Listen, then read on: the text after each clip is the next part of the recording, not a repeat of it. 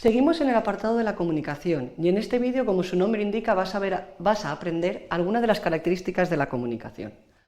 Una vez vistos los elementos, el proceso y los tipos de comunicación, también es necesario conocer algunas de sus características. Por lo tanto, con este vídeo debes ser capaz de entender, conocer, identificar y aplicar las características de la comunicación para que sea eficaz. Encontramos 4 características básicas que debemos ser capaces de aplicar en dicho proceso. Es decir, cuando prepares tu proceso de comunicación en equipo remoto, debes tener en cuenta que los mensajes sean claros y precisos y además con un orden de ideas. Este orden de ideas debe tener un objetivo, una finalidad en el receptor.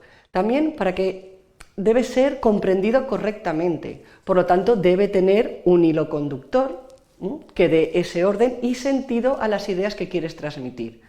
Y por último, debemos ser concisos, en función de la necesidad del mensaje. No por utilizar muchas más palabras o más palabras de las necesarias es mejor, todo lo contrario, el mensaje puede ser confuso. De hecho, existen estudios que demuestran que cerca del 61% de las personas sienten que pierden su tiempo en reuniones de trabajo. Para que estas interacciones se den de forma eficaz, debes tratar siempre de ser conciso. No importa el medio en el que te comuniques, pero atención, tampoco puedes reducir el mensaje al punto de que pierda fuerza o se vuelva incomprensible. Además, como la comunicación es interpersonal, también debemos tener en cuenta que es social, intencionada, transaccional, multidimensional e irreversible. Todo acto comunicativo en el que interactúan personas, aunque sea en el ámbito laboral, da lugar a situaciones sociales. Cada uno es consciente de la presencia del otro y se ve influido en lo que se hace como resultado. Por lo tanto, debemos tener en cuenta que todo comportamiento se convierte en comunicación, lo que hemos comentado de la comunicación también no verbal. Es decir, en el ámbito laboral debemos ser conscientes de evitar transmitir pensamientos, sensaciones e ideas personales. Por ejemplo, la mayoría de veces cuando trabajamos en equipo, no todos los miembros del equipo nos caen bien o tenemos afinidad con ellos, y esto se transmite en la comunicación si no se trabaja. Hay que ser profesional y prepararse para evitar transmitir si alguien no tienes ese feeling, porque esto le va a influir a la hora de colaborar y participar en el equipo. Aunque preparemos el proceso de comunicación, cuando se lleva a cabo no se puede controlar todo lo que ocurre y debemos ser conscientes de ellos y estar preparado para manejar lo imprevisible. Como se ha mencionado antes, la comunicación es social, por lo que podemos decir que tiene 2 dimensiones comunicativas, el contenido y la relación, que están completamente entrelazadas e interrelacionadas, así que también debemos preparar ambas. En las características básicas hemos comentado que el proceso de comunicación debe tener una finalidad, un objetivo. Obviamente, este tiene unas consecuencias que hay que ser consciente de ellas y que en el caso de ser negativas se pueden intentar mitigar, excusar, etc. Pero una vez has dicho algo, es difícil de retirar, así que hay que tener mucho cuidado con esto. Y por último, como elemento importante dentro de la comunicación se encuentra la asertividad.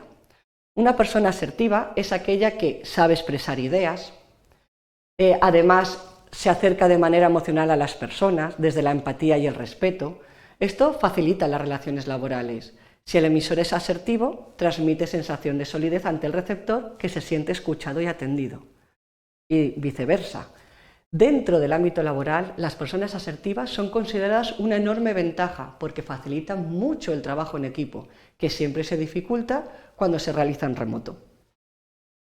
Por lo que podemos concluir que en el proceso de la comunicación no solo se debe tener en cuenta y preparar los elementos que componen dicho proceso, como el canal, el código, el mensaje, etc.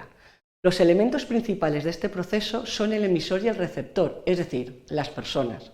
Por lo tanto, no solo debemos centrarnos en el contenido, sino también en los diferentes tipos de personas que conforman los equipos y, por lo tanto, en las diferentes interrelaciones que se dan entre ellos en función de las características personales, las habilidades, sobre las que trabajaremos más adelante en este curso, las actitudes y las aptitudes.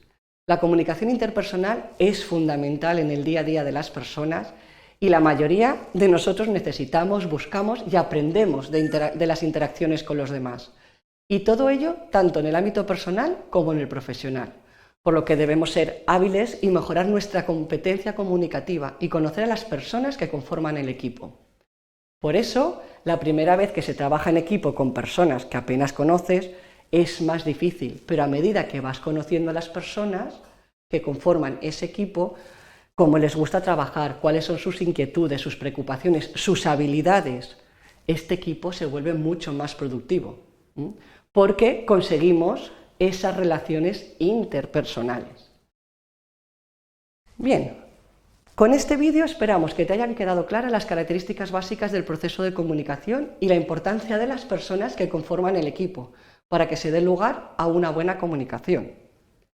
Por último, aquí os dejamos bibliografía y referencias por si estáis interesados en ampliar vuestro conocimiento sobre los temas aquí tratados.